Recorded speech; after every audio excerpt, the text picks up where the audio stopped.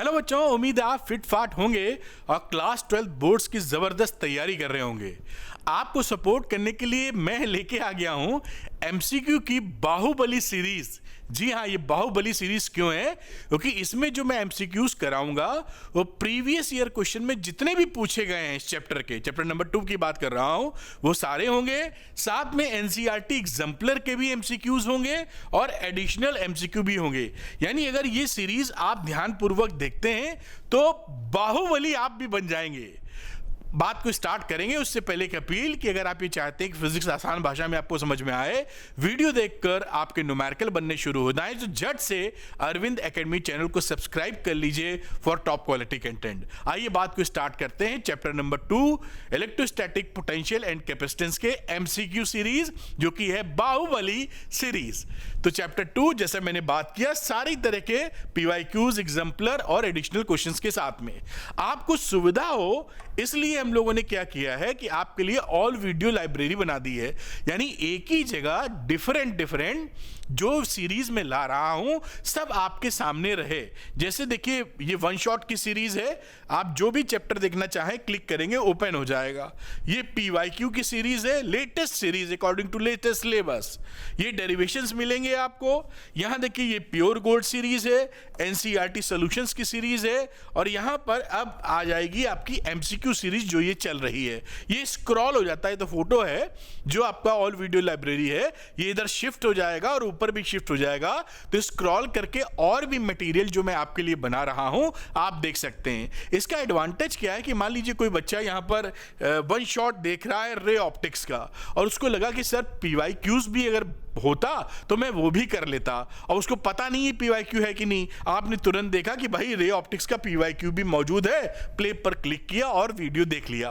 तो आपके लिए जो मैं मेहनत कर रहा हूं वो आपको पता चल जाएगी कि आपके लिए सीरीज यहां पर है और आप अपनी सुविधा अनुसार उसको देख सकते हैं। अच्छा, इस ऑल वीडियो लाइब्रेरी पर आप पहुंचेंगे कैसे? तो उसके दो मेथड हो गए। एक तो है होम पेज, अरविंद एकेडमी के होम पेज पे आ जाइए और यहां पर देखिए जो लिंक दिख रहा है, इस लिंक को आप क्लिक कर देंगे। ऐसे कुछ लिंक्स खुलेंगे। पहले वाले को ऑल वीडियो लाइब्रेरी को आप क्लिक करेंगे तो सीधे लैंड अप कर जाएंगे ऑल वीडियो लाइब्रेरी पर। दूसरा, इस वीडियो के डिस्क्रिप्शन में भी मैं इसका लिंक अटैच कर दूंगा, जिससे इसी वीडियो के बाद आपको कुछ और सीरीज देखनी हो तो झट से देख सके, होम पेज जाने की जरूरत ना पड़े। तो होम पेज से जा सकते हैं और साथ में आप डिस्क्रिप्शन में जो बातें लिखी हैं, लिंक है, उसके थ्रू जा सकते हैं। आपका फायदा क्या है? कोई टाइम वेस्टिंग नहीं है, इजी एक्सेस है। आपको जो वीडियो चाहिए तुरंत आपको मिल जाएगा, टाइम वेस्टिंग नहीं, आसानी से मिल जाएगा। और साथ में आपको लेटेस्ट जो भी सीरीज आ रही हैं सबके बारे में जानकारी रहेगी, जो आप पढ़कर शानदार प्रदर्शन बोर्ड्स के लिए कर सकते हैं। अब कुछ बच्चों को चाहिए होते हैं ना कि अपना पीडीएफ मिल जाए जो मैं पढ़ा रहा हूं, वो भी आपको मिल जाएगा। अरविंद एकेडमी टेलीग्राम चैनल को ज्वाइन कर लीजिए, वहां लिंक डिस्क्रिप्शन में दिया है, वहां आपको इसके पीडीएफ में अपलोड कर दूंगा। नोट्स बनाकर आगे पढ़ाई कर सकते हैं। आपके लिए दो शानदार कोर्सेज भी हैं बेटा। एक है प्रीवियस ईयर क्वेश्चंस वाला, 10 years previous question chapter wise, topic wise, और दूसरा all in one question bank. Previous year question लगाए बिना आपकी तैयारी पूरी नहीं हो सकती है। अपने स्कूल के टीचर से पूछें, कोचिंग के टीचर से पूछें, या अपने पापा से पूछें, भैया से, दीदी से, किसी से पूछें, सब यही बोलेंगे भाई प्रीवियस ईयर क्वेश्चन 10 साल के लगाने जरूरी हैं। तो वो आपको यहां पर मिल जाएंगे। यहां पर बेनिफिट क्या है कि आप कोई एक बुक लेने जाते हैं बाजार में तो फिजिक्स की ही लेने जाएंगे, 300-400 रुपए की मिलेगी, जबकि यहां 12th पीसीएम या 12th पीसीबी जो कि 10 साल के हैं, chapter wise, topic wise, fully sort, आपको जस्ट 299 में ही मिल जाएंगे। आप लेकर आसानी से लगा सकते हैं 10 साल के पूरे। दूसरा, एक क्वेश्चन बैंक में भी यही तगड़ी हेल्प है। चारों subject physics, chemistry, maths, bio, जितने तरह के क्वेश्चंस पूछे जाते हैं आपके बोर्ड एग्जामिनेशन में, चाहे वो एमसीक्यू हो, चाहे सर्शन रीजनिंग हो, चाहे केस स्टडी हो, वेरी शॉर्ट हो, लॉन्ग हो, short answer type 1, short answer type 2, कुछ भी हो, सब कुछ आपको इसके अंदर मिल जाएगा PCMB all in one question bank, और इसमें सैंपल पेपर भी आपको मिलेंगे। बाजार में एक क्वेश्चन बैंक अच्छी क्वालिटी का लेने जाएंगे तो 750 से 800 रुपए एक सब्जेक्ट का पड़ता है।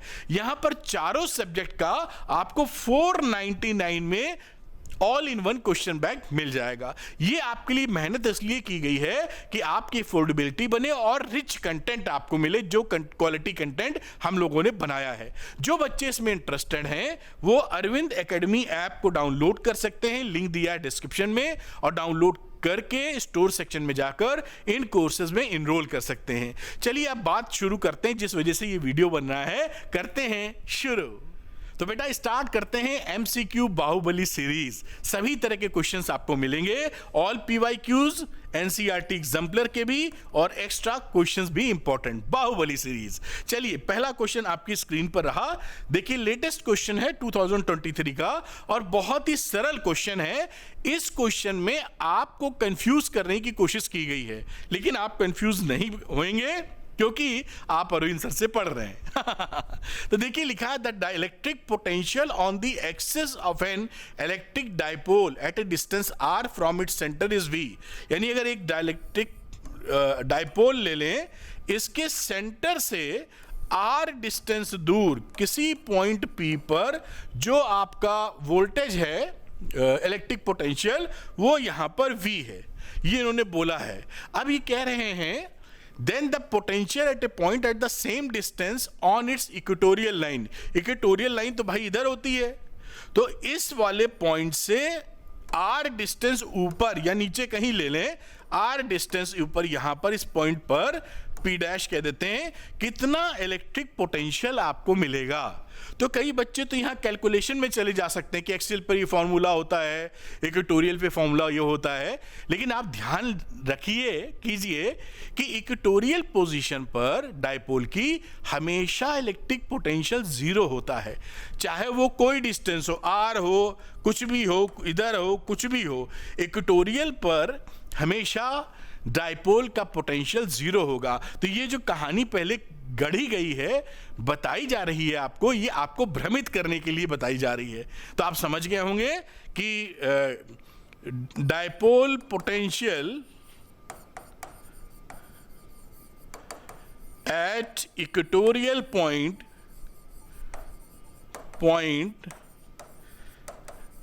Is always zero. ये आपको पता है, मैं जस्ट इसको लिख रहा हूं और इसके बेसिस पर इसका ऑप्शन या करेक्ट आंसर हो जाएगा डी। मैंने प्यार से आपको समझाया, दिमाग में रखिएगा, पॉज करके नोट कर लीजिए। अगला क्वेश्चन करते हैं। तो ये आप नोट कर पाए होंगे पॉज करके। चलिए नेक्स्ट क्वेश्चन की तरफ चलते हैं, जो कि काफी इंटरेस्टिंग है, थोड़ा ध्यान देना पड़ेगा। तो ये रहा आपका सेकंड क्वेश्चन। इस क्वेश्चन में ये भी 2023 का ही सवाल है। इस क्वेश्चन में एक ग्राफ आपको दिया हुआ है, electric potential V as a function of distance x is shown in the figure.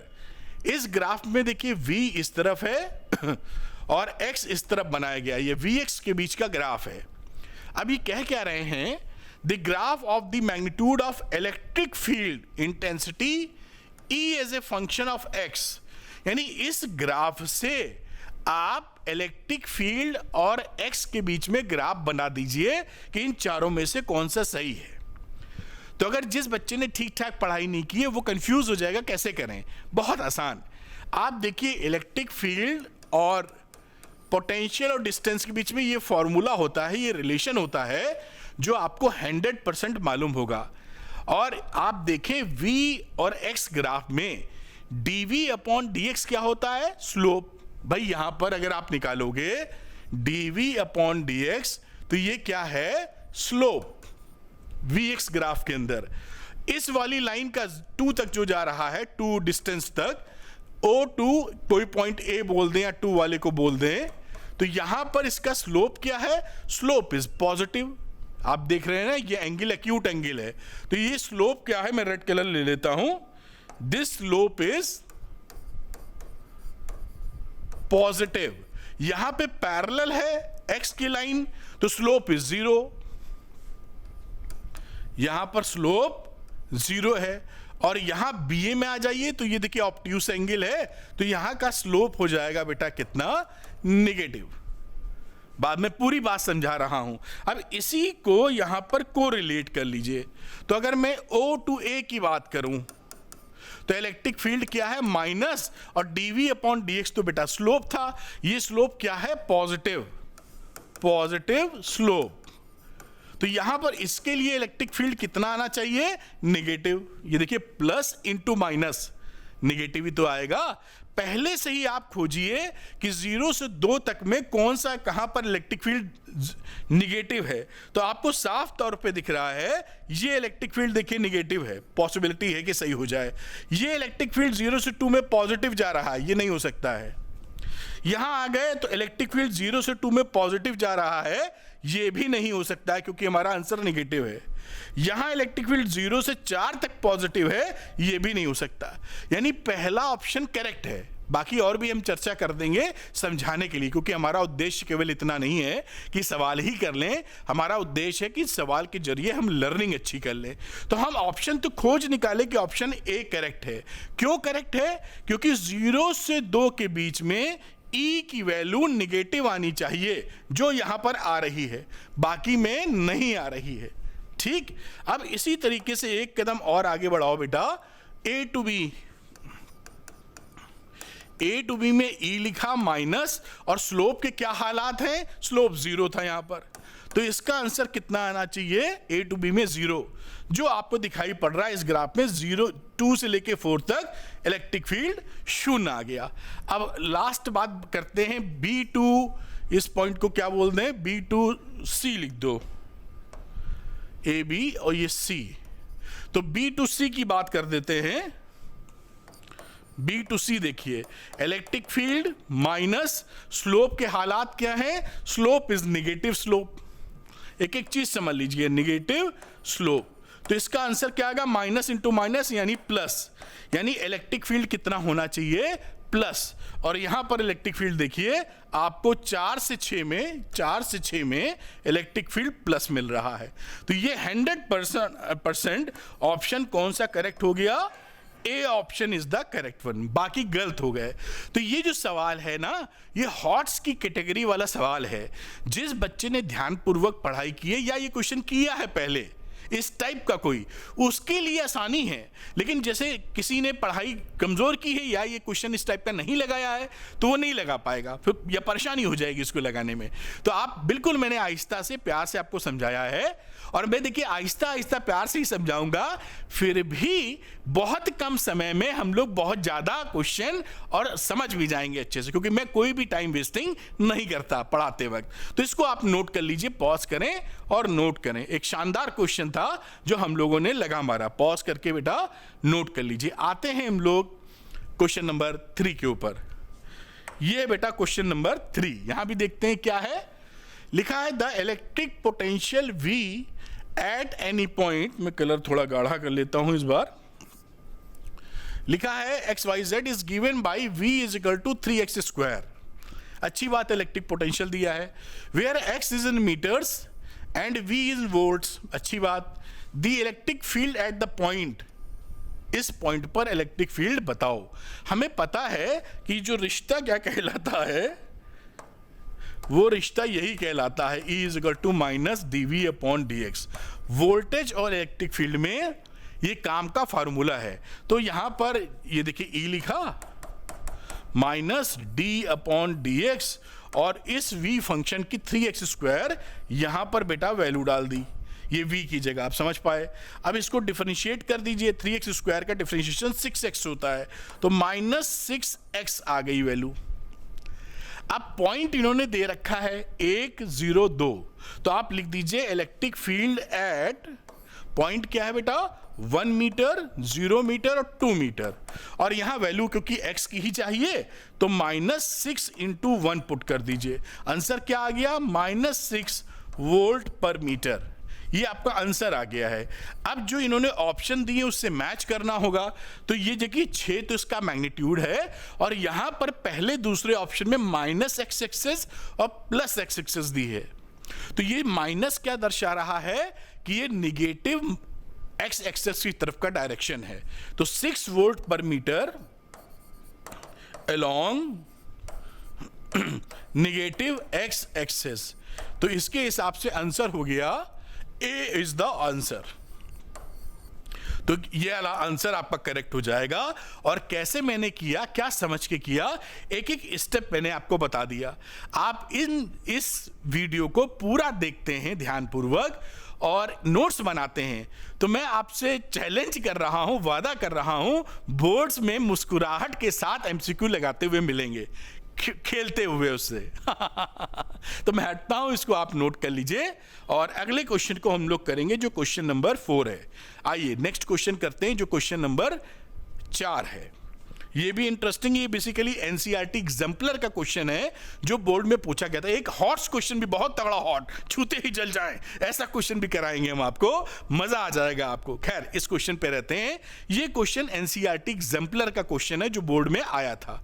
देखिए क्या बोल रहे हैं ये, equipotential at a large distance from a collection of charges whose total sum is not zero r।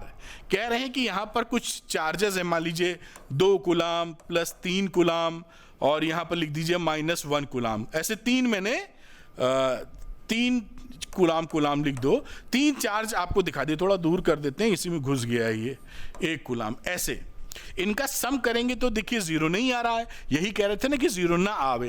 तो अब इससे बनने वाली इक्विपोटेंशियल सरफेस कैसी होगी, तो यहां पर ध्यान दीजिए कि ये इस दूरी पर, तो ये जो चार्जेस हैं इसका नेट चार्ज क्या हो जाएगा बेटा, समझाने के लिए +5 में घटा दो तो +4 कूलाम। तो हम ये समझ सकते हैं कि यहां पर +4 कूलाम का पॉइंट चार्ज रखा है। बात समझना मेरी भाई, इसका नेट चार्ज कितना हो गया, +4 कूलाम, जितना भी आ जाए, एग्जांपल लिया +4 कूलाम, उसको पॉइंट चार्ज आप ट्रीट कर सकते हैं। और पॉइंट चार्ज से लार्ज डिस्टेंस पर आप देखेंगे तो ये आपकी, क्योंकि जो ये सेंटर पे नहीं बना, मैं बना देता हूं काहे को, तो ये +4 कूलाम पॉइंट चार्ज हो गया।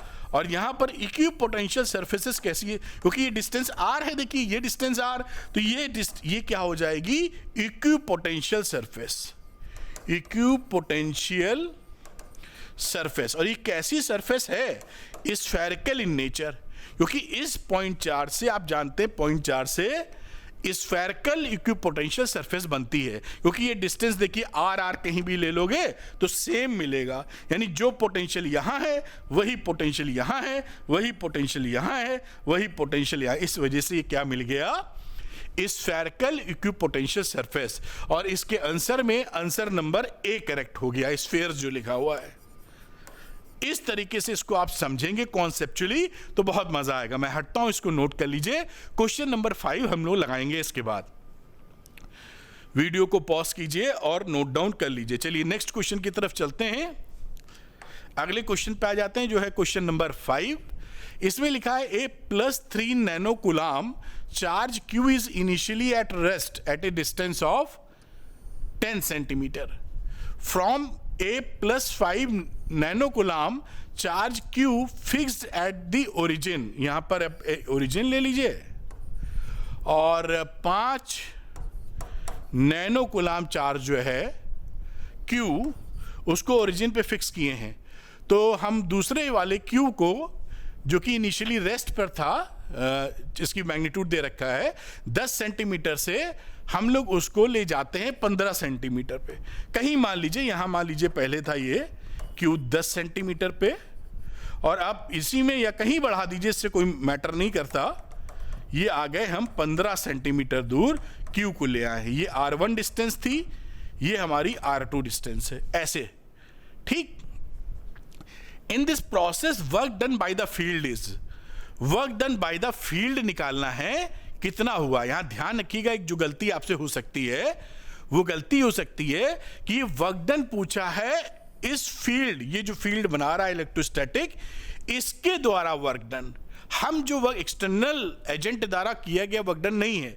माइनस प्लस का फर्क पड़ता है, मैग्नीट्यूड तो सेम आएगा, माइनस फर्क प्लस का फर्क पड़ेगा। तो जो इलेक्ट्रिक फील्ड वर्क डन करता है, जिसे आप सीखे हुए हैं, वो कंजर्वेटिव फील्ड होता है और उसका relation change in potential energy से माइनस साइन के साथ आता है, चेंज इन पोटेंशियल एनर्जी। यानी अगर हमें वर्क डन निकालना है जो कि कंजर्वेटिव फील्ड कर रहा है, यहां पर इलेक्ट्रोस्टैटिक फील्ड कर रहा है, तो उसका रिलेशन होगा minus into change in potential energy. अब पोटेंशियल एनर्जी में चेंज कितना है साहब, ये माइनस लिख देते हैं।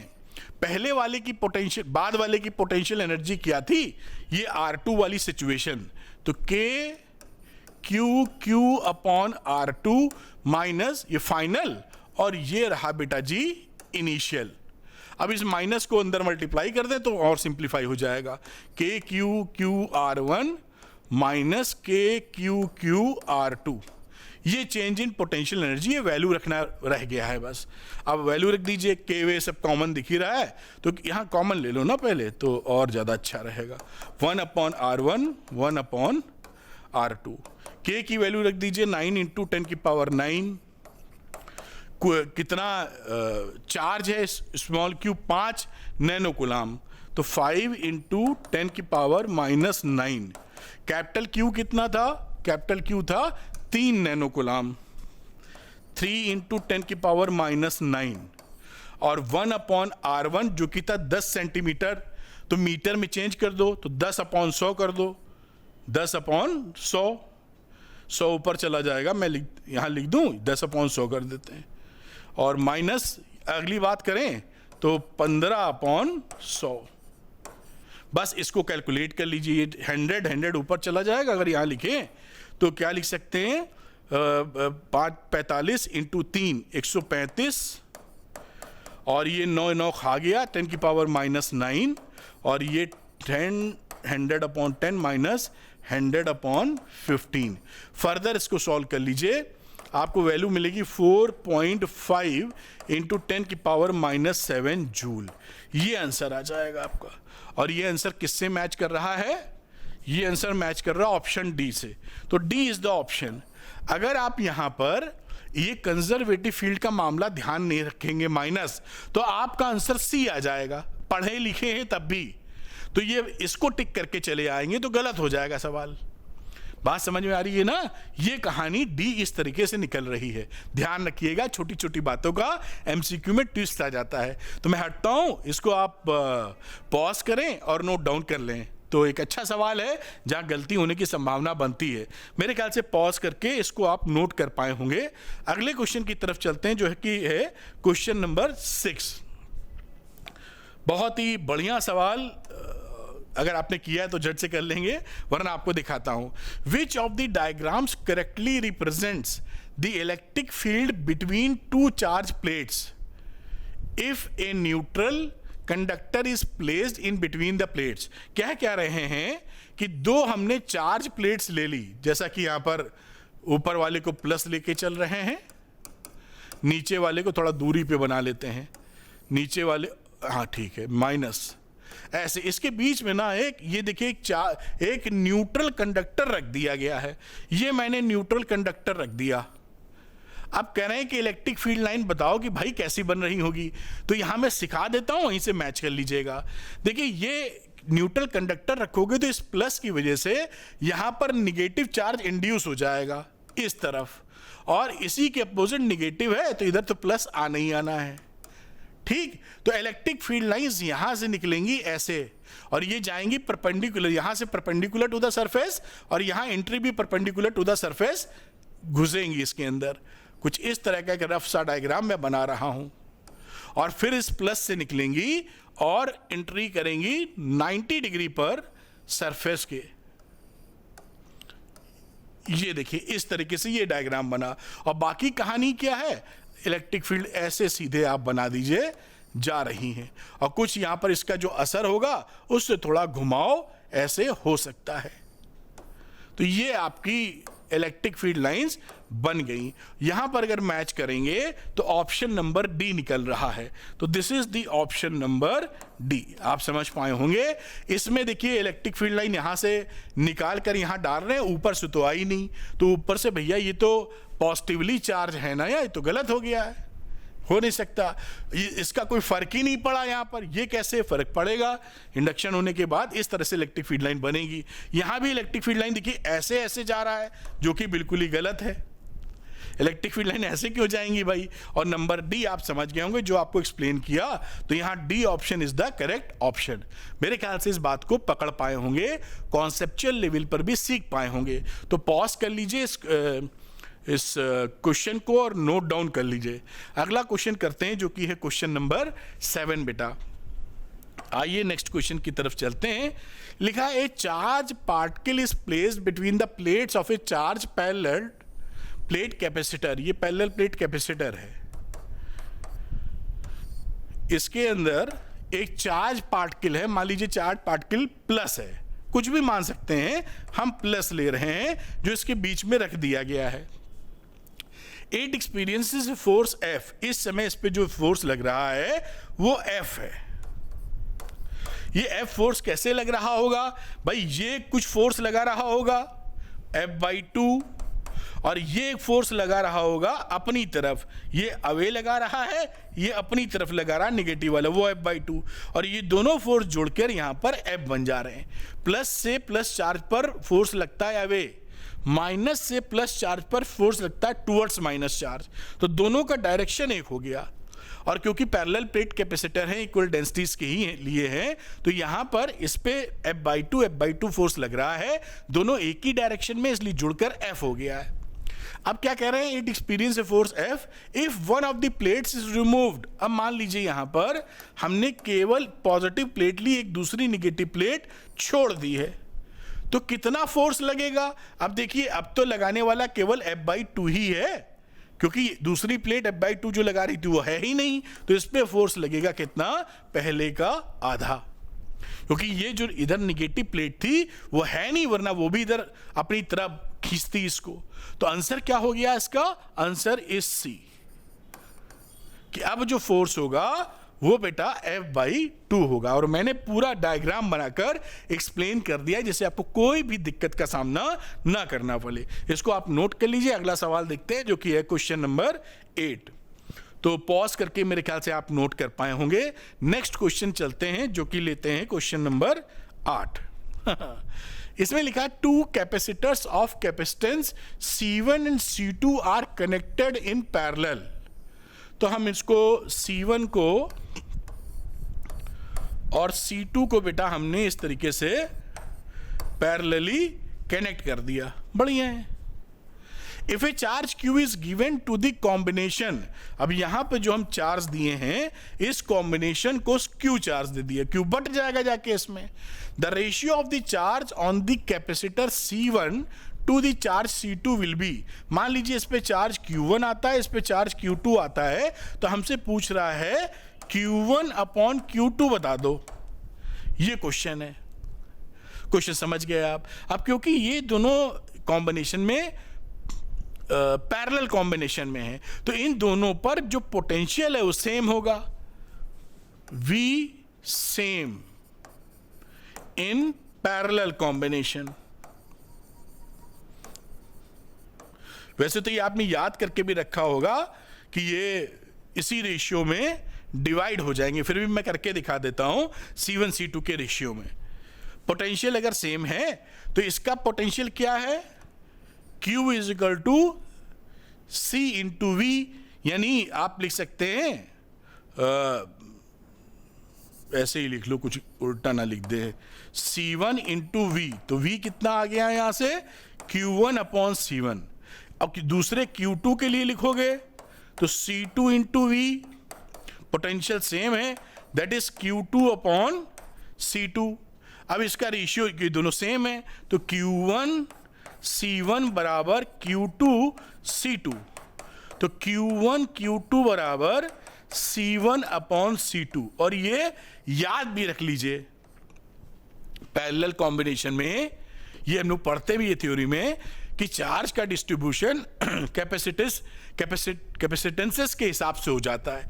C1 पे Q1 Q2 का उस हिसाब से डिस्ट्रीब्यूट हो जाएगा और C2 पर उस हिसाब से हो जाएगा। टोटल चार्ज का रेशियो C1/C2 के फॉर्म में डिस्ट्रीब्यूशन ले लेता है। तो खैर इस सवाल की जहां तक बात है ये C1/C2 रहा, यानी option number A is the correct one. A is the correct one. इस तरह से इसको पॉज करके आप नोट कर सकते हैं। क्वेश्चन नंबर 8 था।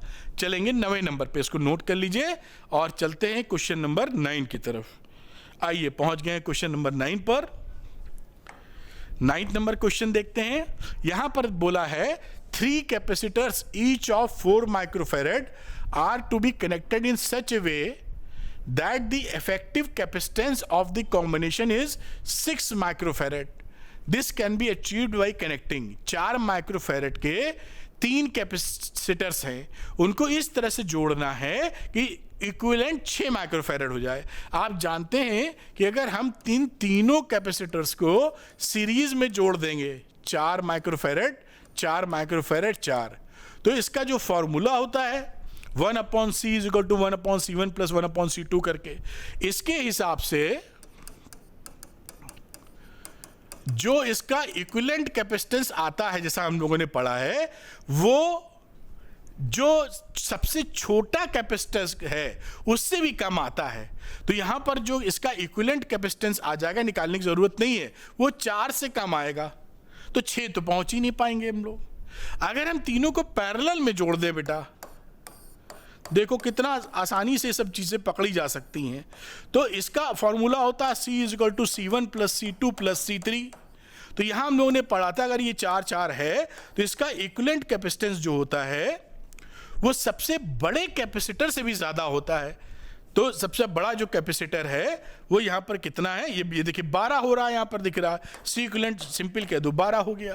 तो ये भी अचीव नहीं हो रहा, इसके बीच की कहानी है। तो बीच की कहानी में अगर हम 2 को सीरीज में लगा दें और एक पैरेलल, क्योंकि तीनों सीरीज में लग नहीं रहा है और तीनों पैरेलल में लग नहीं रहा है, तो 2 सीरीज एक पैरेलल में लगेंगे, यही बात हो गई। तो ये यहां पे 4 है, तो इसका इक्विवेलेंट कितना आ गया बेटा 2।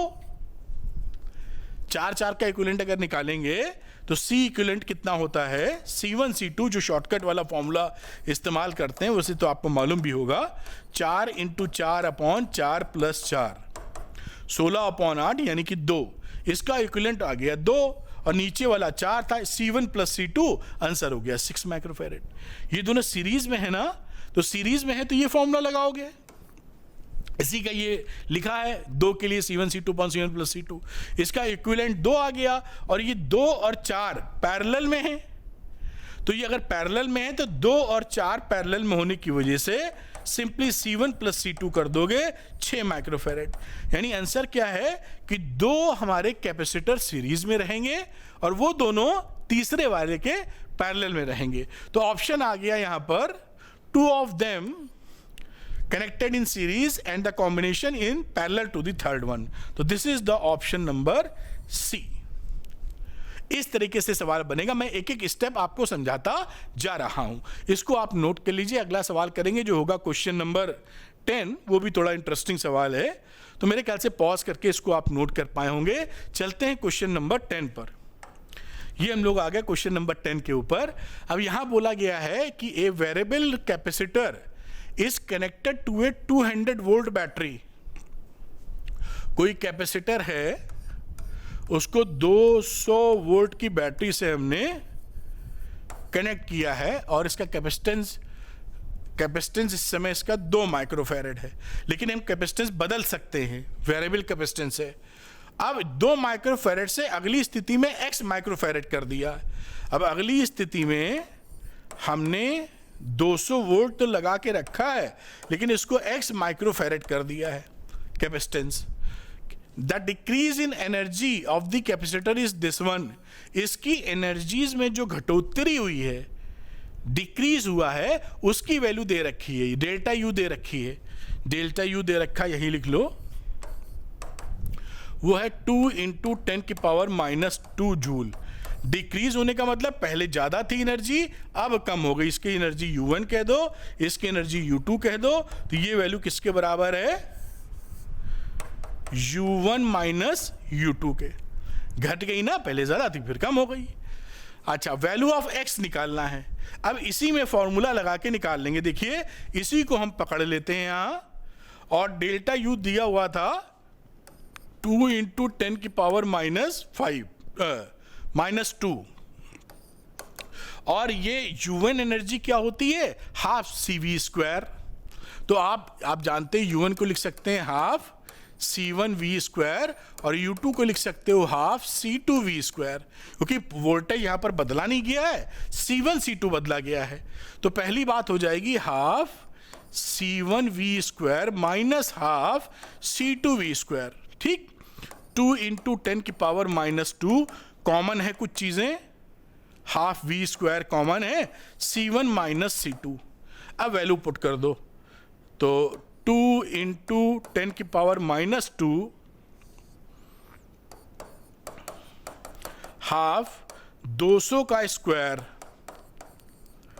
और C1 माइनस C2 जो कि माइक्रोफेरेड में है, तो पहले 2 था और अब x है और 10⁻⁻6 माइक्रोफेरेड का बाहर निकाल लिया। यहां भी मल्टीप्लाई होता, यहां भी होता, तो इधर मल्टीप्लाई कर लिया। अब देखिए काट पीट लीजिए, इस 2 से काटोगे आ जाएगा 100, इस 2 से काटोगे आ जाएगा 100, तो 4 0 खा जाओ, यहां 4 0 कट गए, तो 10⁻⁻2 2 माइनस x, ये इससे कट गया, तो वैल्यू क्या हो गई, 2 माइनस x बराबर 1, यानी x बराबर 2 में से 1 गया 1 माइक्रोफेरेड इज द आंसर। यहां पर जो हमने x लिया ये माइक्रोफेरेड में ही है, तो वैल्यू क्या हो गई, x बराबर 1 माइक्रोफेरेड। बात खत्म हो जाती है और इसके हिसाब से option number A is the correct one. तो ये सवाल जो यहां पे लिखे हैं ना, ये अच्छे सवालों में आते हैं।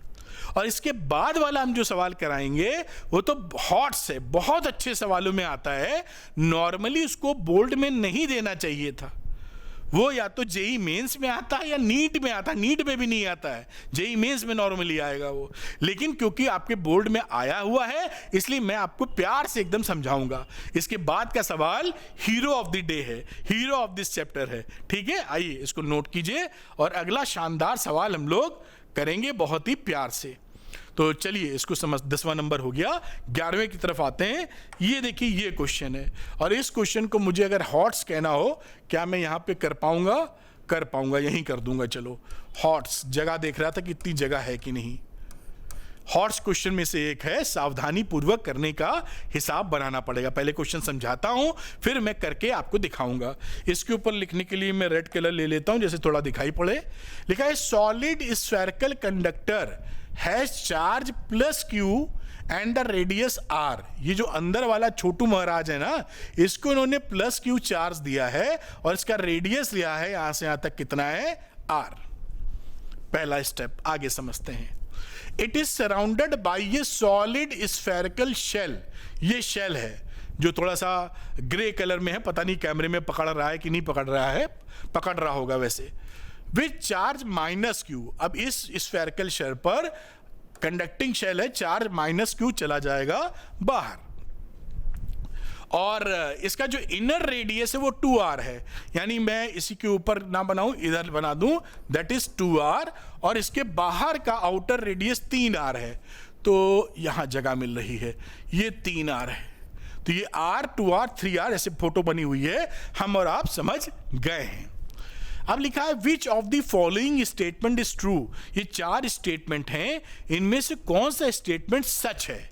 देखिए स्टेटमेंट जो दिए गए हैं उससे में समझ में आएगा कि निकालेंगे क्या। यहां लिख रहा है the electric potential has a maximum magnitude at C पर इलेक्ट्रिक पोटेंशियल मैक्सिमम है और मैक्सिमम इलेक्ट्रिक फील्ड ए पर मैक्सिमम है। इसी तरह आप देखें इलेक्ट्रिक पोटेंशियल मैक्सिमम बता रहा है डी पर, electric field maximum magnitude at B पर बता रहा है। इसी तरह फिर आगे की बात कर रहा है। इसका मतलब क्या है कि इस सवाल में ये जो चारों ऑप्शन है वो ये बताने की तरफ हैं कि मैक्सिमम इलेक्ट्रिक फील्ड और मैक्सिमम पोटेंशियल डिफरेंस कहां है। जगह जगह की बातें कर रखी, वो हमें चेक करना होगा। बात समझे में क्या निकालना है कि भाई ए पर, बी पर, सी पर और डी पर कहां पर मैक्सिमम इलेक्ट्रिक फील्ड है और कहां पर मैक्सिमम पोटेंशियल है। क्या करना समझ गए। अब एक यहां पर तिकड़म करेंगे हम लोग, तिकड़म नहीं मतलब लॉजिक लगाएंगे, कलर बदल लेते हैं जैसे आपको पता चले कौन सा कलर दिखेगा। यहाँ वायलेट शायद दिख जाए। तो यहाँ देखिए ये माइनस क्यू जो चार्ज था इसका इंडक्टिव इफेक्ट इस सी वाले पे आएगा और ये इंडक्शन से माइनस क्यू चार्ज यहाँ इंड्यूस्ड कर देगा। अब माइनस क्यू चार्ज अगर ये इंड्यूस कर देगा तो इसी के बराबर इसके बाहरी सरफेस पे प्लस क्यू चार्ज इंड्यूस्ड हो जाएगा। ये बड़ा इंपॉर्टेंट लॉजिक कॉन्सेप्ट है।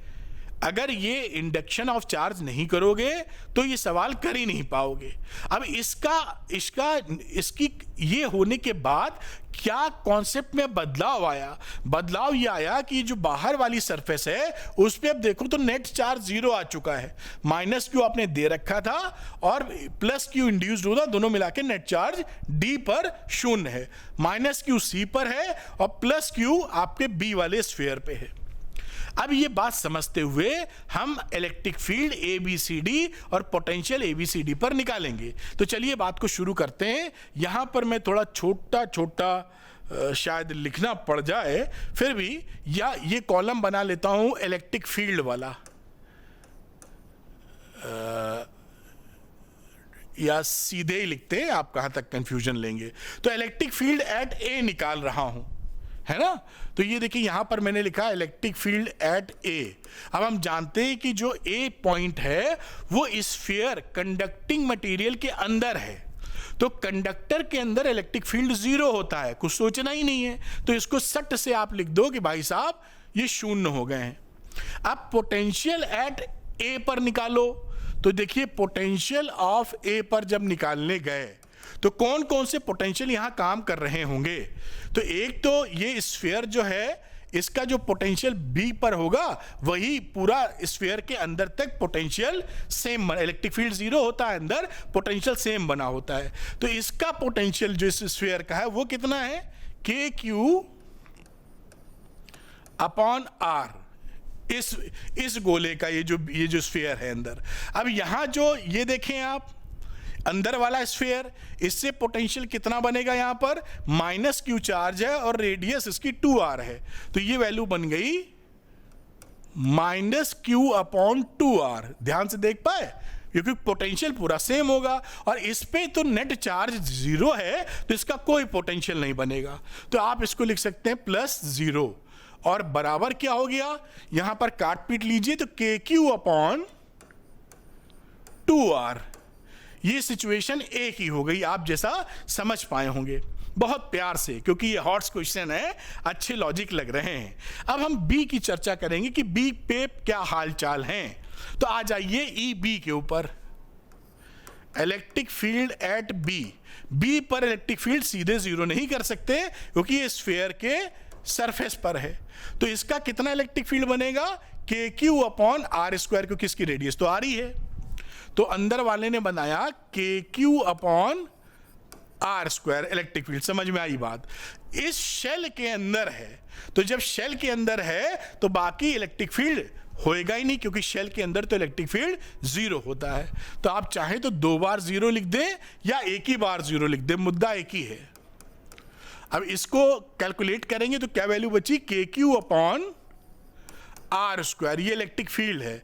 अब हम लोग पोटेंशियल निकालते हैं इसी बी के ऊपर, देखते हैं पोटेंशियल के क्या हालचाल है। तो बी पर पोटेंशियल निकालने के लिए एक तो ये जो गोला है इसका अपना पोटेंशियल वो कितना है? के क्यू अपॉन आर, अंदर वाला स्फीयर, और ये जो स्फीयर है सी वाला, जो यहां पर पोटेंशियल है वही बी पर पोटेंशियल है, वो कितना है? प्लस ये के यहां पर भी होगा, प्लस माइनस के क्यू अपॉन 2r। देख पा रहे होंगे माइनस के क्यू अपॉन 2r। इस सी वाले पे जो पोटेंशियल था वही बी के लिए पोटेंशियल सेम होता है।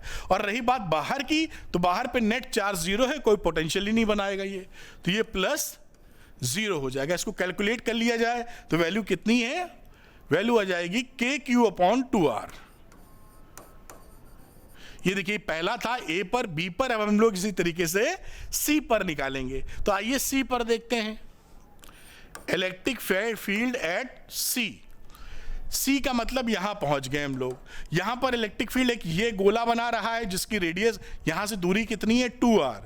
तो के क्यू अपॉन 2r का स्क्वायर, तो के क्यू अपॉन 2r का स्क्वायर, और बाकी जो रहे शेल के अंदर ही अभी है, तो बाकी इलेक्ट्रिक फील्ड जीरो है, क्योंकि ये इसका तो इलेक्ट्रिक फील्ड बना, इस बाहर वाले का कुछ भी इलेक्ट्रिक फील्ड नहीं बना, क्योंकि electric field inside the shell will be zero. तो चाहे तो 2 बार जीरो लिख दें, चाहे 1 बार लिख दें, आएगा यही। तो इसकी वैल्यू क्या हो गई, के क्यू अपॉन 4r स्क्वायर।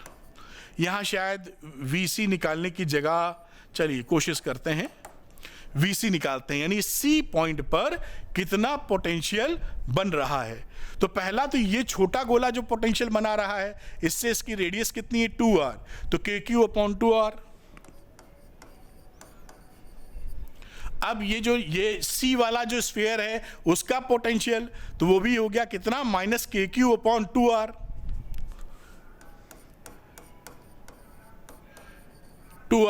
और रही बात ये सबसे आउटर डी वाला, तो इस पे नेट चार्ज जीरो है, तो शून्य हो जाएगा।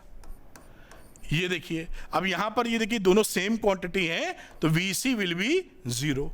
इंटरेस्टिंग सवाल है बहुत। अब डी बचा है, डी के लिए भी करेंगे, पूरी बात करेंगे हम लोग। तो डी के लिए मैं कलर बदल लेना चाहूंगा, तो ईडी की बात करते हैं। ईडी कितना है देखिए, तो ईडी के लिए पहले तो ये गोला जो बना रहा है इसके लिए रेडियस कितनी हो गई 3r, डी तक की रेडियस कितनी है 3r, तो के क्यू अपॉन 3r का स्क्वायर। एक तो ये रहा, आगे देखते हैं। ये अब देखिए यहां पर ये माइनस क्यू वाला जो चक्कर है ना, ये गोला, अब इससे कितना किस पे हम लोग बना रहे हैं, डी पर कितना इलेक्ट्रिक फील्ड बनेगा, तो ये भी बनेगा के क्यू अपॉन, इस वाले गोले से बाहर है ना, इसके सेंटर से 3r दूरी पर है इस गोले के, तो उसकी वैल्यू कितनी हो गई, प्लस माइनस के क्यू अपॉन 3r का स्क्वायर। और लास्ट वाला जो डी था वो खुद तो यहां पर कितना था, ऑन दी सरफेस, लेकिन यहां टोटल चार्ज जीरो है, तो ये वैल्यू आ गई बेटा जीरो। अब इन दोनों को देखिए, दोनों सेम क्वांटिटी है, दिस विल बी जीरो। अब यहां पे वीडी निकाल लेते हैं, पोटेंशियल। तो ये पोटेंशियल के लिए एक ये स्फीयर ने पोटेंशियल बनाया, यहां पर रेडियस कितनी है 3r, तो के क्यू अपॉन 3r। फिर उसके बाद ये जो माइनस वाला है इसने बनाया, ये डिस्टेंस सेंटर से लोगे तो 3r ये भी है, तो माइनस के क्यू अपॉन 3r, और डी पर खुद नेट चार्ज जीरो था इसलिए जीरो। अब इसको निकाला, ये भी दोनों कट गए, आ गई वैल्यू शून्य। सारे हमने निकाल पाए। अब यहां पर अगर आप देखें ऑप्शन को मैच करेंगे, तो पढ़ता जाता हूं, मैच कराता जाता हूं, आपको पकड़ में आ जाएगा मामला क्या है। लिख रहा है the electric potential has a maximum magnitude at C पर इलेक्ट्रिक पोटेंशियल का जीरो, गलत है, क्योंकि मैक्सिमम तो ये देखिए ये आ रहे हैं, तो पहला ऑप्शन गलत। बात समझ में आई ना, क्योंकि इलेक्ट्रिक पोटेंशियल कहां ज्यादा है, बी पर और ए पर सेम है, ये जीरो तो कम है, ये गलत हो गया option number B. The electric potential has a maximum magnitude at D पर मैक्सिमम मैग्नीट्यूड किसका, इलेक्ट्रिक, ये भी गलत है, क्योंकि डी पर मैक्सिमम मैग्नीट्यूड नहीं है। फिर the electric potential at A is zero, A पर जीरो बता रहे हैं, ये भी गलत हो गया। इलेक्ट्रिक पोटेंशियल ए पर लिख रहा है जीरो, दिस इज गलत। आंसर नंबर डी ही सही बचा, यही सही है। फिर भी चेक कर लेते हैं एक बार। Both the electric potential and electric field achieve a maximum magnitude at B पर दोनों लोग मैक्सिमम है, तो बी हमारा ये था। यहां पर देखिए ई बी मैक्सिमम और वी बी भी मैक्सिमम, ये ऑप्शन करेक्ट है। तो आंसर क्या रहा आपका, answer is D, electric field and potential maximum at B. और ये सवाल जो था, ये सवाल हॉट्स क्वेश्चन है, क्योंकि वरना तो एक झटके में आप लिख दीजिए कि यहां मैक्सिमम होगा, लेकिन मैक्सिमम कैसे होगा इसको कैलकुलेट करने में आपको शिद्दत लगानी पड़ेगी, मेहनत करनी पड़ेगी, और लॉजिक भी क्लियर होना चाहिए।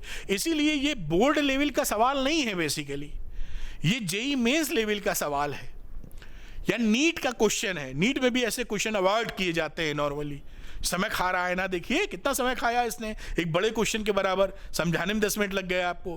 तो जो बच्चा, और खैर आप करेंगे तो तेजी से समझ पाएंगे, लेकिन जब तक ये निकालेंगे नहीं चारों, तब तक इसकी भाषा को मैच नहीं कर पाएंगे। तो this question is very very hot, लेकिन ये आया हुआ है, ऐसा नहीं कि सर कोई आपसे स्पेशल कार्यक्रम करवा रहे हैं, यहां पर ये आया हुआ है बोर्ड में, इसलिए करना आवश्यक है, क्योंकि बोर्ड के कोई क्वेश्चन हम छोड़ने वाले तो है नहीं। इसको पॉज करिए, नोट कर लीजिए, अगले क्वेश्चन की तरफ चलेंगे। क्वेश्चन नंबर 11 था, मेरे ख्याल से आप नोट कर पाए होंगे। चलते हैं क्वेश्चन नंबर 12 पे, पॉज करके नोट कर लिए होंगे ऐसी उम्मीद है। अगले क्वेश्चन पे आ जाते हैं, जो कि 12वां नंबर का सवाल है।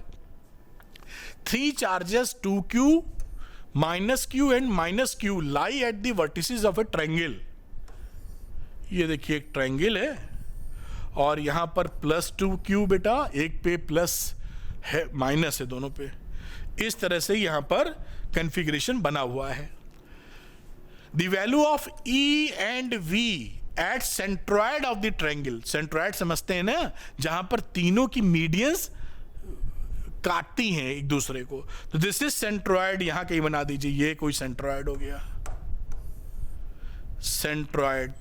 सेंट्रॉयड में क्या होगा, ये डिस्टेंस और ये डिस्टेंस आपकी सेम आ जाती हैं। दिस इज R लिख दो, R लिख दो, R लिख दो। अब कह रहा है कि इस सेंट्रॉयड के ऊपर आप इलेक्ट्रिक फील्ड और पोटेंशियल के बारे में बताइए। तो देखिए यहां पर इंटरेस्टिंग बात क्या है कि पोटेंशियल तो 0 हो जाएगा, क्योंकि उसको तो वो कोई डायरेक्शन वाली बात होती नहीं है, मैग्नीट्यूड। तो +2q जो बना रहा है R डिस्टेंस पर, इस -q ने मिलकर इसको नलीफाई कर दिया। भाई आप चाहें तो ऐसे लिख सकते हैं कि पोटेंशियल निकाल रहे हैं, इस +2q से कितना है, k × 2q/r, इससे -kqr, दिस इज 0। और कॉन्सेप्चुअली भी दिख रहा था, करने की जरूरत भी ना पड़ती। तो पोटेंशियल 0 होगा। अब पोटेंशियल अगर 0 है बेटा, तो ये क्वेश्चन, ये ऑप्शन नहीं हो सकता और ये ऑप्शन भी नहीं हो सकता, क्योंकि यहां पर पोटेंशियल 0 नहीं लिखे हैं। ये दो ऑप्शन मिले, इलेक्ट्रिक फील्ड 0 है कि नहीं, इसकी चर्चा।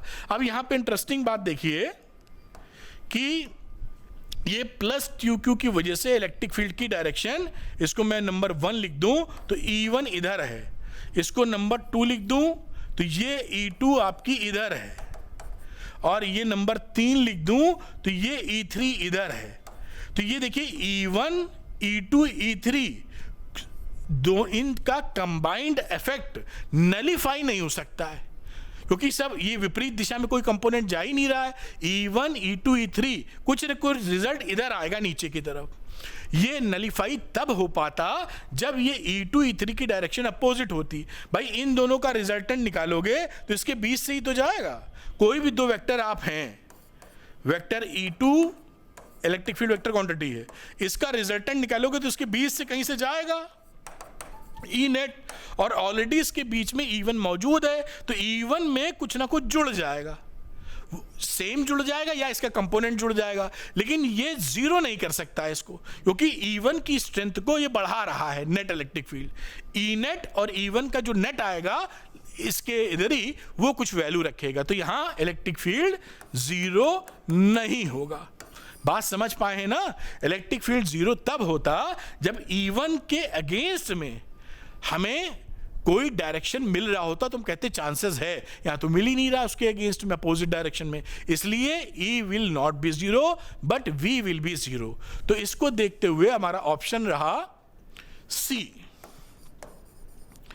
जहां पर इलेक्ट्रिक फील्ड 0 नहीं है लेकिन पोटेंशियल आपका 0 है। इसको नोट कर लीजिए, अगले क्वेश्चन की तरफ चलेंगे। ये सब interesting and good, very good conceptual questions हैं। आइए करते हैं अगले क्वेश्चन को, जो कि है क्वेश्चन नंबर 13। इसको देखते हैं। लिखा हुआ है, which of the following is not the property of equipotential surface. Equipotential surface की कौन इसमें से प्रॉपर्टी नहीं है? पहला लिख रहा है, they do not cross each other. तो ये प्रॉपर्टी होती है इक्विपोटेंशियल सरफेस की, वो किस क्रॉस या इंटरसेक्ट नहीं करते, ये ऑप्शन नहीं है।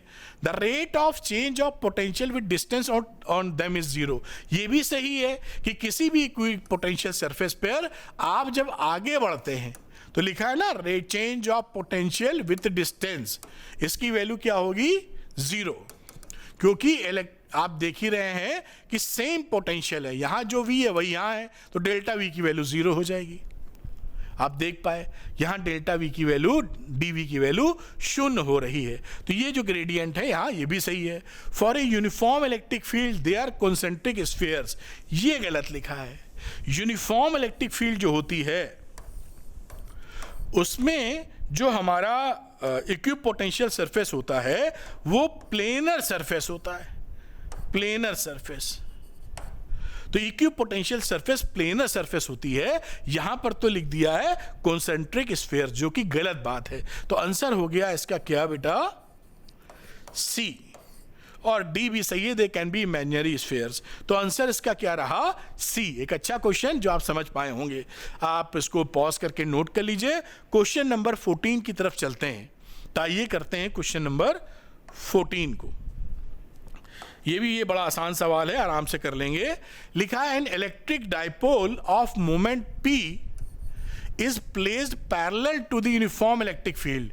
ये इलेक्ट्रिक फील्ड है और आपने एक डाइपोल को -q + q इसी के पैरेलल प्लेस किया। ये डाइपोल मोमेंट जो होता है इसका डायरेक्शन -q से +q की तरफ होता है, तो ये this is the direction of dipole, और इसके बीच में एंगल कितना हो गया इस समय, 0, यानी पैरेलल है, यानी ये दोनों पैरेलल हैं। पूरी बात जो थी वो बना दी। The amount of work done in rotating the dipole by 90, अब इसको घसीट के 90 डिग्री पे ला रहे हो तो इसको θ1 0 कर दो और θ2 कितना ले लिया है, 90 डिग्री अकॉर्डिंग टू क्वेश्चन। अब अमाउंट ऑफ वर्क डन निकालने की बात है तो W का फॉर्मूला होता है PE cos θ1 minus cos θ2। Value रख दीजिए PE cos θ1 की वैल्यू cos 0 और cos θ2 जो कि 90 डिग्री पर लेके आए हो, तो PE 1 - 0 यानी PE, और ये आपका बेटा आंसर है। तो आंसर इज B। ये इस तरीके से निकल आएगा, बहुत ही सरल सवाल, थोड़ी भी पढ़ाई की है तो आसानी से कर पाएंगे। इसको नोट कर लीजिए। अगला सवाल जो कि क्वेश्चन नंबर 15 है, जो वो भी काफ़ी इजी है, करेंगे हम लोग। तो आइए देखते हैं 15वें नंबर सवाल को, जो कि काफ़ी आसान है। 3 capacitors 2 microfarad, 3 microfarad and 6 microfarad are joined in series. तो भाई इसको सीरीज में ज्वाइन कर दो। ये देखिए तीनों सीरीज में ज्वाइन कर दिए हैं, 2 माइक्रोफेरेड, 3 माइक्रोफेरेड और 6 माइक्रोफेरेड, तीनों सीरीज में ज्वाइन हो गए। द इक्विवेलेंट कैपेसिटेंस बताना है, तो ये इसका फॉर्मूला लगा दो, 1/C equivalent is equal to 1/C1, 1/C2, 1/C3। तो 1/2 लिख दीजिए माइक्रोफेरेड में ही, 3 और 1/6। एलसीएम कितना आ गया, 6, 3 + 2 + 1, तो ये आ गया 6/6 यानी 1 माइक्रोफेरेड। अब अभी तो ये 1 माइक्रोफेरेड नहीं है, अभी तो ये वैल्यू आपकी 1 आई है। अब इसको पलटोगे तो भी ये वैल्यू कितनी आ जाएगी, 1 माइक्रोफेरेड। ये आपका आंसर है। तो इसके हिसाब से आंसर इज बी। ये क्वेश्चन बहुत आसान था, इससे सरल क्वेश्चन बोर्ड में क्या आएगा, इस सीरीज में कैपेसिटर लगे, इक्विवेलेंट कैपेसिटेंस बता दीजिए। वेरी इजी क्वेश्चन, इसको आप नोट कर लीजिए। अगला सवाल करते हैं जो क्वेश्चन नंबर 16 होने वाला है। चलिए क्वेश्चन नंबर 16 करते हैं बेटा। ये सवाल भी जो है, ये क्वेश्चन याद अगर किया हुआ है क्या होता है तो झट से कर देंगे, वरना मैं थोड़ा कानून लगा के भी आपको बता दूंगा। लिखा है एक capacitor plate are charge by ये बैटरी। एक कैपेसिटर प्लेट है, हमने बैटरी से इसको चार्ज कर लिया है, ठीक, बैटरी विथ V। अब इस समय इसका पोटेंशियल कितना है, V, बैटरी से चार्ज हो चुका है। After charging battery is disconnected, और चार्ज देने के बाद बैटरी हटा दी है, अब बैटरी नहीं लगी है। And A dielectric slab with dielectric constant K is inserted. इसमें एक डाइलेक्ट्रिक स्लैब हम पकड़ रहे हैं जिसका डाइलेक्ट्रिक कांस्टेंट K है, वो इंसर्ट कर रहे हैं इसके अंदर between the plates. The potential across the plates of the capacitor will become, यहां पे जो पोटेंशियल V था बेटा, अब इस समय V डैश हो जाएगा जब घुसेड़ देंगे अंदर, वो V डैश कितने के बराबर हो जाएगा। आपने ये एक इंपॉर्टेंट टॉपिक है कि बैटरी कनेक्टेड डिस्कनेक्टेड, जिसको सीधे ही बच्चे याद कर लेते हैं, पहले मैं वो बताता हूं फिर निकाल के भी दिखा दूंगा। इसका जो पोटेंशियल होता है बैटरी हटने के बाद वो V अपॉन K हो जाता है, घट जाता है पोटेंशियल, तो V डैश की वैल्यू V अपॉन K हो जाएगी, कुछ निकालने की जरूरत नहीं। जब बैटरी हटा दिए हैं, अगर नहीं हटाए रहते तो पोटेंशियल सेम बना रहता, क्योंकि बैटरी का काम ही है सेम पोटेंशियल प्रोवाइड करना।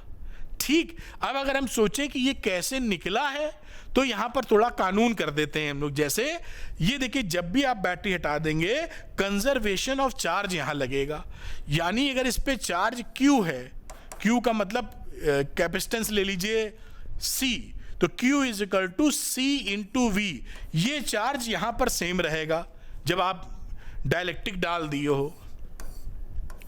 ये देखिए डाइलेक्ट्रिक डाल दिए हो, इस समय भी चार्ज में कोई चेंज नहीं होगा, क्योंकि चार्ज न जा रहा है ना आ रहा है, न भाग ही नहीं सकता है कहीं, कंजर्वेशन ऑफ चार्ज, Q का Q बना रहा। लेकिन इसका जो कैपेसिटेंस है, चाहे बैटरी कनेक्टेड हो या डिसकनेक्टेड हो, जो नया कैपेसिटेंस होता है वो K टाइम्स C आ जाता है। यानी इस कैपेसिटर का इस समय कैपेसिटेंस कितना है, KC, ये याद कर लीजिए, चाहे बैटरी कनेक्टेड हो चाहे बैटरी डिसकनेक्टेड हो, K टाइम्स बढ़ जाएगा।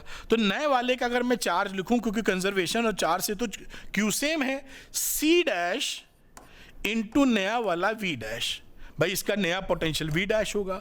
C डैश की जगह आप लिख सकते हो KC इंटू V डैश, तो V डैश को लिख सकते हो क्या, Q अपॉन KC, और यहां से देखिए अगर आप V निकालो तो ये Q बाई C के बराबर है, तो Q बाई C V, तो ये रहा इतना हिस्सा देखिए, दिस इज V, तो V अपॉन K, ये आंसर आ गया। ये समझने का एक तरीका है जो मैंने थोड़ा डिटेल में समझाया। अदरवाइज मैं सजेस्ट करूंगा कि इस चैप्टर में बैटरी कनेक्शन और डिसकनेक्शन की जो टेबल बनी है, या जो चीजें होती हैं, 4-5 पैरामीटर्स हैं, चार्ज पे क्या फर्क पड़ेगा, पोटेंशियल पे क्या, इलेक्ट्रिक फील्ड पे क्या, एनर्जी पे क्या है, वगैरह वगैरह, उन चीज़ों को थोड़ा आप याद कर लें, समझते हुए याद कर लें तो ज़्यादा आसान पड़ेगा। खैर मैंने यहाँ पे थोड़ा निकाल के भी आपको दिखा दिया, जैसे कि आप आश्वस्त हो सके। इसके हिसाब से आंसर बना आपका C। This is C, this is a good question. ऐसे क्वेश्चन बोर्ड्स में भी पूछे जाते हैं, नीट में भी, क्या नीट का क्या जिक्र करूं, यहाँ बोर्ड्स में खूब पूछे जाते हैं और आगे भी पूछे जाएंगे। Very important question. मैं हटता हूं, पॉज करके नोट कर लीजिए। क्वेश्चन नंबर 17 हम लोग करेंगे अब। खैर इसको आप नोट कर पाए होंगे ऐसी मुझे उम्मीद है। क्वेश्चन नंबर 17 की तरफ मूव करते हैं। ये रहा बेटा क्वेश्चन नंबर 17। इसमें बोला the potential on the hollow sphere, ये एक हॉलो स्फीयर है, ऑफ रेडियस 1 मीटर, ये 1 मीटर का इसका रेडियस है, और इसका जो पोटेंशियल है वो इस समय कितना है, 1000 वोल्ट सरफेस पे। ठीक, फिर लिख रहा है देन पोटेंशियल एट 1/4 मीटर, यहां पर 1/4 मीटर ले लो, इस पॉइंट पर कितना पोटेंशियल होगा। यहां पर कई बच्चे गलती कर सकते हैं, ये सोच सकते हैं कि सरफेस पे 1000 वोल्ट है तो इसका डिस्टेंस 1/4 मीटर हो गया है, तो इस पोटेंशियल को 1/4 से मल्टीप्लाई कर दें और 250 आंसर कर दें। गलत हो जाएगा आपका। आप जानते हैं कि हॉलो स्फीयर में जो पोटेंशियल सरफेस पे होता है वही थ्रू आउट दी स्फीयर होता है, यानी हर जगह पोटेंशियल आपको कितना मिलेगा, यही 1000 वोल्ट, यही 1000 वोल्ट। तो potential in hollow sphere inside the hollow sphere is same. तो यहां चाहें तो लिख लें potential inside the hollow sphere is constant and same as it at surface। Surface के बराबर जो पोटेंशियल है वही होगा थ्रू आउट दी स्फीयर, यानी इसका आंसर कितना है 1000। तो ये गलती ना कर देना झटके में कि पढ़े लिखे बहुत और वहां जाके गड़बड़ कराए। शांति से कॉन्सेप्ट को रिविजिट कीजिए और आंसर देते चले जाइए। तो अगला इसको पॉज करके नोट कर लो, अगला क्वेश्चन होगा 18th जो हम लोग करने वाले हैं, जो कि काफ़ी आसान है। मेरे ख्याल से पॉज करके आप नोट कर पाए होंगे। ये रहा देखिए क्वेश्चन नंबर 18। कह रहा है the angle between the electric lines of force and the equipotential surfaces. ये तो जरूर जानते होंगे, जो इक्विपोटेंशियल सरफेस होती है इलेक्ट्रिक फील्ड लाइंस हमेशा उससे 90 डिग्री का एंगल बनाती हैं। तो ये हो गई इक्विपोटेंशियल सरफेस, इक्विपोटेंशियल सरफेस हमेशा इक्विपोटेंशियल सरफेस और इलेक्ट्रिक फील्ड के अंदर 90 डिग्री का एंगल बनने वाला है। तो इसके हिसाब से आंसर इसका हो जाएगा C. C is the answer, perpendicular to the, यही लिखा है ना, the angle between the electric lines of force and equipotential surface. Answer is C, 90 degree का एंगल बनाएंगी। मैं हटता हूं, इसको आप नोट कर लीजिए। अगले क्वेश्चन की तरफ चलते हैं जो काफी इंटरेस्टिंग हो सकता है, और वो देखिए क्या रहा ये question. The velocity v acquired by an electron is starting from the rest and moving through potential difference v is shown by which of the following graphs। आपने किसी इलेक्ट्रिक फील्ड में जिसके बीच में पोटेंशियल डिफरेंस डेल्टा वी है, वहां पर electron पे force लगेगा, वो काइनेटिक एनर्जी अचीव करेगा। तो आप जानते हैं जो काइनेटिक एनर्जी गेन करेगा वो होगा ½ mv², और ये किससे गेंड करेगा, Q इंटू डेल्टा वी। तो इलेक्ट्रॉन है तो E इंटू डेल्टा वी। ये क्या है, पोटेंशियल डिफरेंस।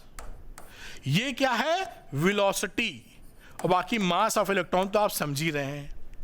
अब यहां पर अगर हम देखें तो ये जो वेलोसिटी है प्रोपोर्शनल है डेल्टा वी के, और ये कैसी इक्वेशंस है, इसका मतलब यहाँ पे पैराबोलिक इक्वेशन मिलनी चाहिए।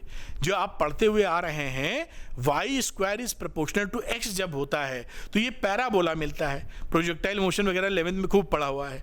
तो ये कैसा मिलेगा, पैराबोलिक कर्व।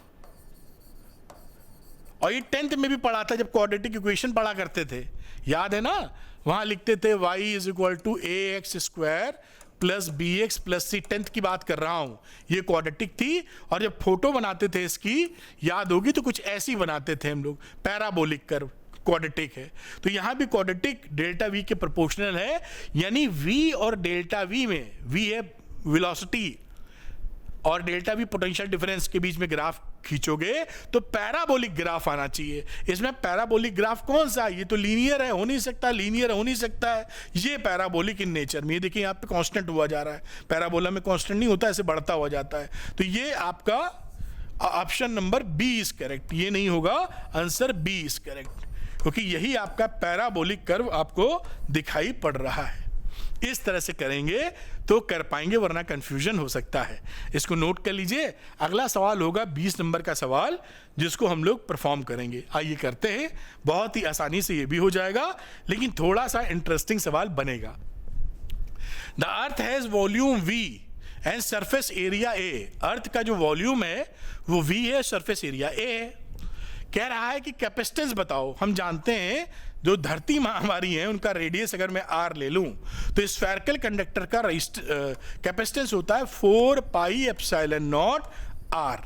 लेकिन आंसर हमारा r में नहीं है, क्योंकि r हमें दिया ही नहीं है। तो इन दोनों से हम लोग r को ढूंढ निकालेंगे। जैसे वॉल्यूम ऑफ धरती माँ कितना है, 4/3πr3, और सरफेस एरिया कितना है, 4πr²। अब इसको आप डिवाइड कर दीजिए v/a, तो 4/3πr3, और ये उल्टा करके मल्टीप्लाई कर दीजिए 1/4πr²।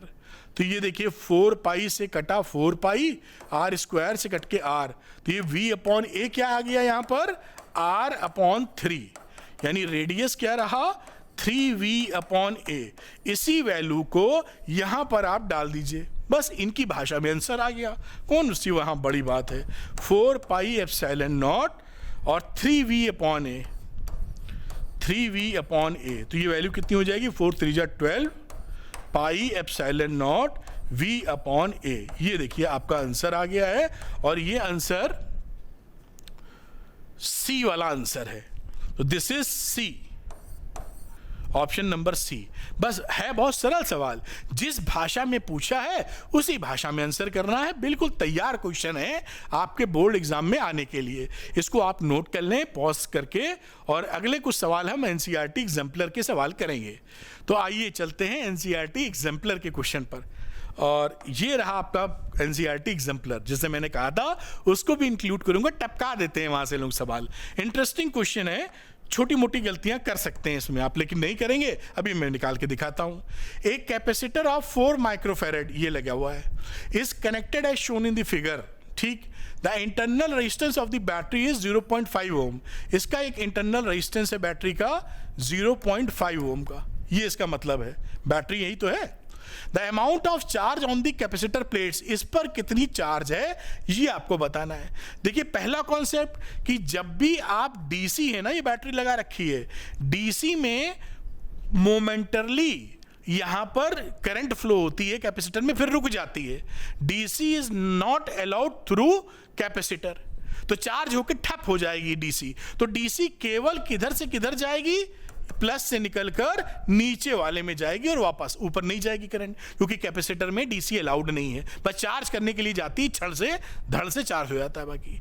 अब इसकी बात देखें तो इसमें कितनी करंट है भाई, ये निकाल लेते हैं। तो इस सर्किट में जो मैंने बनाया है यही निकाल दे क्या, आई की वैल्यू कितनी होती है, V अपॉन R।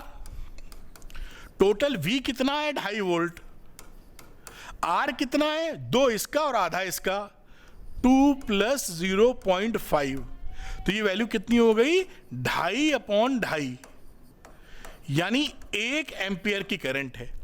यानी इसके अंदर बेटा कितनी है, 1 एम्पियर की करंट है। तो यहां पर पोटेंशियल ड्रॉप कितना होगा, इसके लिए V = IR लगाओ, IR, I है 1 एम्पियर, रेजिस्टेंस है 2, तो 2 वोल्ट। 2 वोल्ट पोटेंशियल ड्रॉप क्या है इसके ऊपर। तो इसके ऊपर का मतलब है भाई इसके बीच में जो पोटेंशियल ड्रॉप है वो 2 वोल्ट है भाई, इसी पे तो गिरा है 2 वोल्ट। ये पैरेलल में लगा है, यानी इसके अगेंस्ट भी पोटेंशियल कितना है 2 वोल्ट, और करंट फ्लो नहीं हो रही है तो इस पे कोई ड्रॉप होगा नहीं। भाई इसमें करंट कितनी है, इसमें करंट कुछ नहीं है, शून्य है। तो जो पोटेंशियल यहां पर मिल रहा है 2 वोल्ट का, वो टोटल पोटेंशियल ड्रॉप किधर का है, इस कैपेसिटर के ऊपर का है, क्योंकि इस पे ड्रॉप होने के लिए V = IR से I होनी चाहिए, तब पोटेंशियल ड्रॉप होगा। और जब I है नहीं तो इसके ऊपर कोई ड्रॉप नहीं, यानी जितना पोटेंशियल यहां है सबका सब इसके मत्थे है 4 माइक्रोफैरेड पे। तो अब आप निकाल दीजिए, यानी potential difference across 4 microfarad capacitor is 2 volt. तो समझ गए ना लॉजिक, ये कॉन्सेप्ट काम करना होगा। तो चार्ज की वैल्यू क्या होती है, Q = CV। C है यहां पे 4 माइक्रोफैरेड और वोल्टेज निकाले हुए 2, मल्टीप्लाई कर दो 8 माइक्रो कूलाम, आपका आंसर आ गया। This is a very good question, और अगर आप इस कॉन्सेप्ट नहीं जानते हैं तो गलती होना लगभग तय है। तो यहां पर मामला 8 माइक्रोफैरेड का है, यानी आंसर इज डी। ये रहा इसका ऑप्शन, और मैंने पूरी बारीकियों के तहत आपको समझाने की कोशिश की है। इसको नोट कर लीजिए, इस क्वेश्चन को 21 नंबर को करते हैं 22 नंबर का क्वेश्चन। आइए क्वेश्चन नंबर 22। अब इसमें देखिए क्या लिखा हुआ है, लिखा है कि a positively charged particle is released from rest in a uniform electric field. देखिए एक इलेक्ट्रिक फील्ड यहां पर है, यूनिफॉर्म इलेक्ट्रिक फील्ड बना दिया है ऐसे। इसमें एक पॉजिटिवली चार्ज पार्टिकल है +Q, इसको रेस्ट से छोड़ दिए हैं हम लोग। The electric potential energy of the charge, electric potential energy of the charge का क्या होगा, घटेगी बढ़ेगी, ये बताना है आपको। आप जानते हैं प्लस वाले पर इलेक्ट्रिक फील्ड में छोड़ोगे तो इस दिशा में फोर्स लगेगा और इस दिशा में ये मोशन करेगा। जब ये मोशन करेगा तो ये पोजीशन 1 से थोड़ी देर में आ जाएगा पोजीशन नंबर 2 पर। हमको ये भी पता है कि इलेक्ट्रिक फील्ड की दिशा में जब हम आगे बढ़ते हैं तो पोटेंशियल ड्रॉप होता है, यानी जो V1 का पोटेंशियल है और V2 का, V2 is less than V1। फिर से एक बार रिपीट कर रहा हूं, इलेक्ट्रिक फील्ड की दिशा में जब आप आगे बढ़ते हैं तो पोटेंशियल ड्रॉप होता है। तो यहां पर आप इलेक्ट्रिक फील्ड की दिशा में बढ़ रहे हैं, पोटेंशियल ड्रॉप हो रहा है, तो V2 कम हो जाएगा V1 से, यानी ये चार्ज हाइयर पोटेंशियल से लोअर पोटेंशियल में जा रहा है। V1 पे था ना हाइयर पोटेंशियल पे, V2 पे गया लोअर पे, तो ये चार्ज हाइयर से लोअर पोटेंशियल पे गया, इसलिए इसकी जो एनर्जी है वो घट गई। कोई भी चीज ज्यादा पोटेंशियल पे जाएगी तो एनर्जी बढ़ जाएगी, उसकी पोटेंशियल एनर्जी कम पे जाएगी तो घट जाएगी। तो आप समझ पाए, charge, positive charge is moving from higher potential to lower potential. So therefore electric potential energy of charge decreases। और इसको देखते हुए आपका ऑप्शन यहां बनेगा option number C. Answer is C. यही लिखा है, decreases because the charge moves along the electric field. और पूरी रामायण मैंने डायग्राम बना के समझा दी। अगर आप थोड़ा भी ध्यान देंगे तो समझ में आए ना हो ही नहीं सकता। और केवल यही सवाल नहीं, इस तरह के 50 सवाल कर पाएंगे, क्योंकि कॉन्सेप्ट पकड़ पा रहे हैं आप, और हमारी कोशिश यही कि कॉन्सेप्ट सीख पाए आप। क्वेश्चन नंबर 22 था, आइए करेंगे क्वेश्चन नंबर 23। पॉज करके इसको नोट डाउन कर लिया जाए, कर लीजिए। आते हैं क्वेश्चन नंबर 23 पर। ये भी एक इंटरेस्टिंग क्वेश्चन है, आ चुका है कई जगह पर। इस फिगर को थोड़ी बड़ा करेंगे अभी हम आप दिखाने के लिए। Figure shows some equipotential lines, ये डॉटेड लाइंस क्या है? Equipotential lines distributed in space. A charge object is moved from point A to B.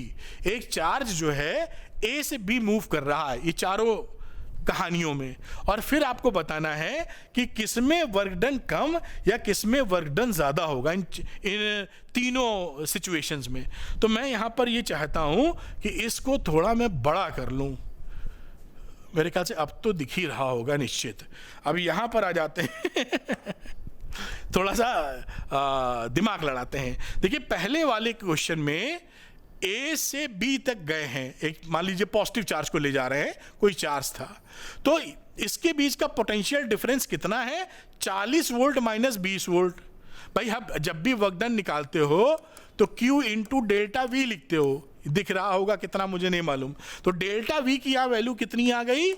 40 volt minus 20 volt, यानी 20 वोल्ट। बात पकड़ में आई? Q तो सेम ही है सबके लिए, तीनों के लिए। ठीक, यहां आ जाओ, यहां भी ए से बी में जा रहे हो, ए वाली लाइन 20 वोल्ट की है, बी वाली लाइन 40 वोल्ट की है, तो यहां भी डेल्टा वी कितना आ गया? अगेन 40 माइनस 20,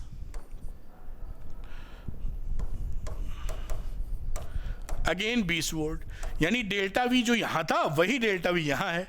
तीसरे में आ जाओ, इसमें देखिए ये ए पर हो 20 वोल्ट और बी पर 40, तो फिर 40 वोल्ट माइनस 20 वोल्ट यानी 20 वोल्ट। हमने क्या देखा कि तीनों में डेल्टा वी सेम। कहीं लिखने की जगह है? यहां इधर लिख देते हैं कोने में, delta we is same in all 3।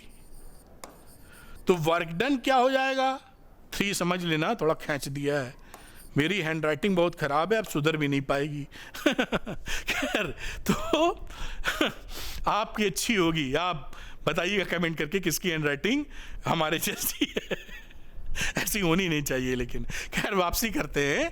तो डेल्टा वी की वैल्यू सेम है, क्यू सेम है, तो work done in all the 3 cases will be same, same work done. क्यों सेम? क्योंकि डेल्टा वी सेम है और क्यू तो तीनों के लिए चार्ज जो ले जा रहे थे वो तो सेम सा ही। तो क्योंकि डेल्टा वी पोटेंशियल डिफरेंस, दो इक्वी पोटेंशियल सरफेस के बीच में जहां से जहां ले जा रहे हैं वो डेल्टा वी सेम है, इसलिए वर्क डन हमारा तीनों केसेस में सेम रहेगा। तो ऑप्शन क्या है, इसके लिए छोटा करना पड़ेगा, ऐसे दिख नहीं रहा है तो इतना काफी है मेरे ख्याल से, कुछ ज्यादा ही छोटा कर दिया क्या। खैर एनीवे यहां दिखाई पड़ रहा है। इसको देखते हुए मैं यहां पर आंसर करूंगा सेम, ये आंसर इज सी। तो तीनों कहानियों में आंसर इज सी, सेम। बस ये एक इंटरेस्टिंग सवाल था, क्वेश्चन नंबर 23। आगे करेंगे क्वेश्चन नंबर 24, पॉज करके नोट डाउन कर लिया जाए। अगला सवाल भी इंटरेस्टिंग, एनसीईआरटी की एग्जाम्पलर के सवाल हैं जो कि बढ़िया हैं और आपके एग्जामिनेशन में टपक पड़ते हैं। आइए देखते हैं अगला क्वेश्चन जो कि है क्वेश्चन नंबर 24। इसमें क्या रामायण है इनकी। The electrostatic potential on the surface of a charge conducting sphere is 100 volt। एक कंडक्टिंग स्फीयर है और इस पे 100 वोल्ट का पोटेंशियल है, ठीक है। Two its statements are made in this regard. अब इस रिगार्ड में चार्ज कंडक्टिंग स्फीयर, हॉलो लिखा नहीं है तो ये कंडक्टिंग स्फीयर है। इसमें कह रहा है कि कुछ यहां पे स्टेटमेंट लिखे हैं, उसको पढ़ के जवाब दीजिए। S1 क्या है, at any point inside the sphere electric intensity is 0। बिल्कुल सही बात है, क्योंकि जो स्फीयर के अंदर इलेक्ट्रिक फील्ड होती है वो 0 होती है। This is A correct statement, true लिख देते हैं पहला वाला। दूसरा, at any point inside the sphere the electrostatic potential is 100 volt. ये भी सही है, जो स्फीयर पे सरफेस पे वोल्टेज रहता है वही इसके अंदर हर जगह वोल्टेज मिलेगा। This is also true. अब इनके ऑप्शंस दोनों करेक्ट हो गए हैं, ये असर्शन रीजनिंग नहीं है लेकिन फिर भी सवाल है। देखिए लिखा S1 is true but S2 is false, ये तो गलत लिखा हुआ है, दोनों ट्रू है। Both S1 S2 are false, ये भी गलत लिखा हुआ है, दोनों सच हैं। S1 is true, S2 is also true, इतनी बात ठीक है। And S1 is the cause of S2। चौथा ऑप्शन भी पढ़ लेते, कह रहा है S1 S2 करेक्ट है, S2 उसका कारण है, कॉज है। S1 is true, S2 is also true but the statements are independent, यानी दोनों सही हैं, आपस में कोई रिश्ता नहीं है। आंसर यहां सी है बेटा। क्यों सी है बताता हूं आपको, क्योंकि यहां पर अगर आप देखें तो वोल्टेज तो हमारा मिल गया 100 वोल्ट, और वोल्टेज जो E की वैल्यू होती है वो -dV/dr होती है, ठीक। अब इसके अंदर सेकंड वाला जो ऑप्शन था इलेक्ट्रोस्टैटिक इज 0, अगर इलेक्ट्रिक फील्ड हम शून्य कर दें तो इसका मतलब क्या है, dV/ जो कंडक्टर के अंदर होती है इलेक्ट्रिक फील्ड 0, इसका मतलब V 0 है, यानी किसका डिफरेंशिएशन शून्य आता है, किसी कांस्टेंट क्वांटिटी का। इससे क्या रेफरेंस निकला, V is constant. V constant का मतलब है कि इलेक्ट्रिक फील्ड जो है वो आपकी अंदर को 0 होगी और पोटेंशियल आपको दिखाई पड़ रहा सेम होगा।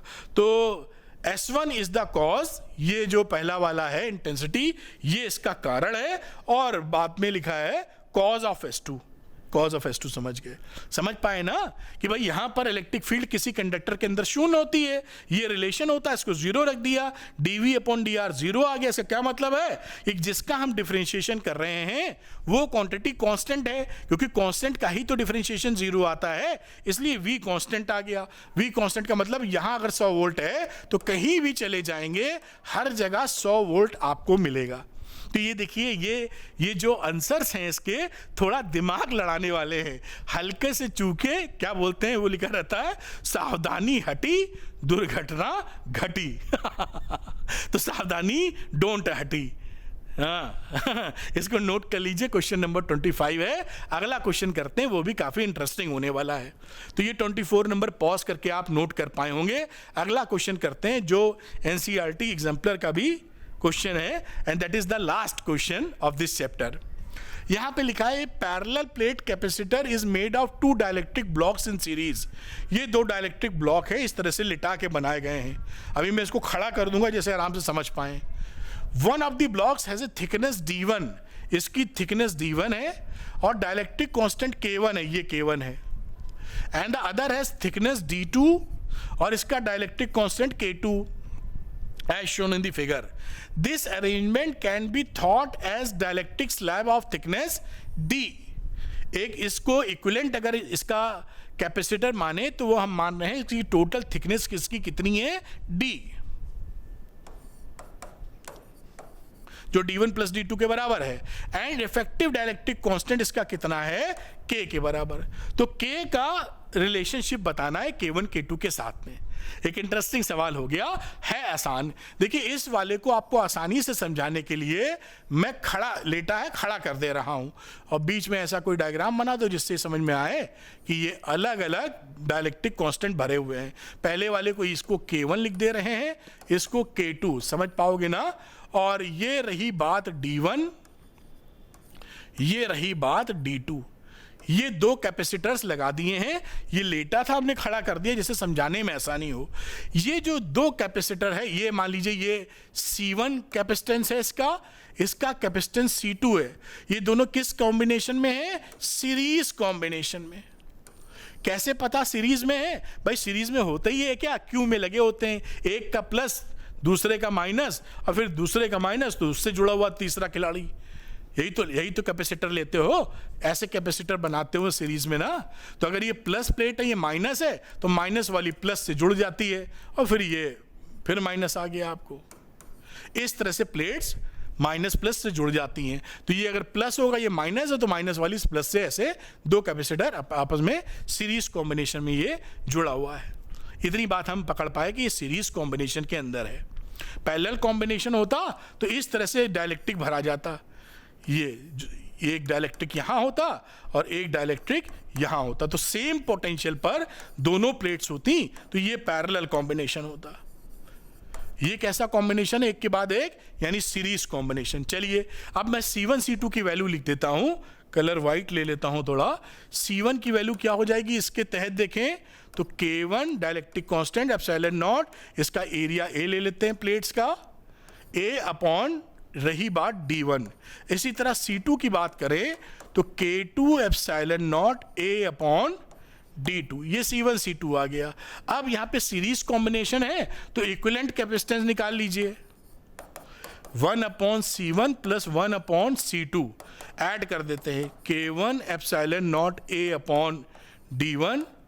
उल्टा लेना होगा तो उसको पलट के लिखेंगे हम लोग, तो ये C1 लगो ना, D1 ऊपर चला जाएगा, तो D1 upon K1 epsilon naught A plus C2 नीचे लिख रहे हैं तो D2 ऊपर चला गया, K2 एप्सिलॉन नॉट A।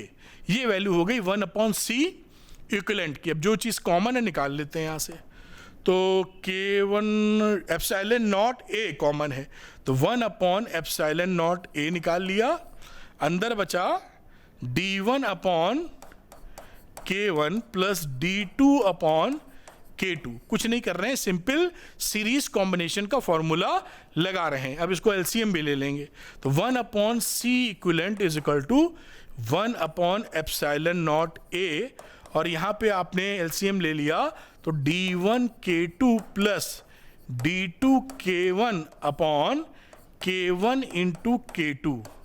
ये आपका, आप C इक्विवेलेंट निकाल लो यहाँ से। थोड़ा सा उसको बेटा ऊपर करना होगा जैसे कि मैं आगे कार्यक्रम कर पाऊँ। कलर को बदल लेते हैं। अब C इक्विवेलेंट यहाँ से कितना आ गया, इसको पलट दो, तो पलटेंगे तो क्या लिखोगे, epsilon naught A K1 K2 upon D1 K2 plus D2 K1। ये आपने C इक्विवेलेंट निकाला है और साथ में इन्होंने C इक्विवेलेंट दिया था कि एक इक्विवेलेंट कैपेसिटेंस ले रहे हैं D चौड़ाई का। तो as per question equivalent capacitance जो था, इक्विवेलेंट कैपेसिटेंस, उसकी वैल्यू क्या थी, C equivalent is equal to K epsilon naught A और D की वैल्यू थी D1 प्लस D2।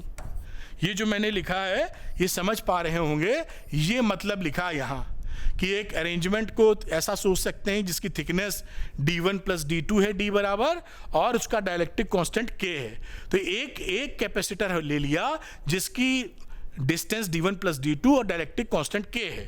तो ये मैंने यहाँ लिख के दिखा दिया। अब इन्हीं दोनों को आपस में कंपेयर करके आंसर ले लेना है भाई। C equivalent A B, C equivalent A B, on comparing ये वैल्यू बराबर हो गई epsilon naught A k1 k2 upon d1 k2 plus d2 k1 is equal to k epsilon naught a d1 plus d2, दोनों बराबर कर दिए हमने। अब यहां जो वैल्यू कट रही काट दीजिए, एप्सिलॉन नॉट a कट गया, तो k की वैल्यू क्या आ गई यहां पर, k is equal to k1 k2 और ये रहा d1 plus d2 upon d2 या d1 k2 plus d2 k1। यही हमारा आंसर आ गया है। अब ये आंसर हम देख लेते हैं कि किस ऑप्शन में दिया है, वही टिक कर लेंगे। थोड़ा सा याद रखना पड़ेगा option A B C D में। देखिए k1 k2 d1 plus d2, ये ऑप्शन नंबर सी सही है। ये था नहीं फिगर, यही था, तो option number C is the correct one. तो ये रहा आंसर सी। इस तरह से एक बहुत ही बढ़िया एनसीईआरटी का सवाल आपने कर लिया। मैं इसको दिखाता हूं, पॉज कर लीजिए। ये सब सवाल आपको बहुत हेल्प करेंगे शानदार नंबर लाने के लिए। तो मैं यहां पर रुकता हूं और इसको आप पॉज करके नोट डाउन कर लीजिए। तो ये आप पॉज किए होंगे और इसको नोट डाउन ज़रूर किए होंगे। चलिए इसको थोड़ा सा ऊपर कर देते हैं जिससे पूरी बात आप नोट कर पाएँ। यहाँ तक अभी नहीं पहुँचे, अब पहुँचे। ये आप इसको पॉज करके नोट कर लें। ये हो जाता है चैप्टर 2 के MCQ फिनिश। नोट करें।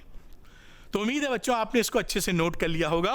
एक बार मैं याद दिला देता हूं कि आपके लिए 2 स्ट्रॉन्ग कोर्सेज हैं PYQs। 12th PC में 12th BCB 299 में 10 साल के फुली सॉल्व्ड क्वेश्चंस हैं, चैप्टर वाइज टॉपिक वाइज, और ये all in one question bank है। सारे तरह के फिजिक्स केमिस्ट्री मैथ्स बायो चारों सब्जेक्ट का हर तरह के हजारों MCQ मिलेंगे, असर्शन रीजनिंग मिलेगी, केस स्टडी मिलेगी, short type long type sample papers भी मिलेंगे जस्ट 499 में, जिससे कि हम लोग आपको रियल बेनिफिट दे पाएं बाजार की अपेक्षा। तो जो भी बच्चे इंटरेस्टेड हैं अरविंद एकेडमी ऐप को डाउनलोड कीजिए, स्टोर सेक्शन में जाकर ये कोर्सेज लेकर अपनी पढ़ाई में 4 चांद लगा सकते हैं। अगर वीडियो पसंद आया है तो लाइक कीजिएगा, शेयर कीजिएगा।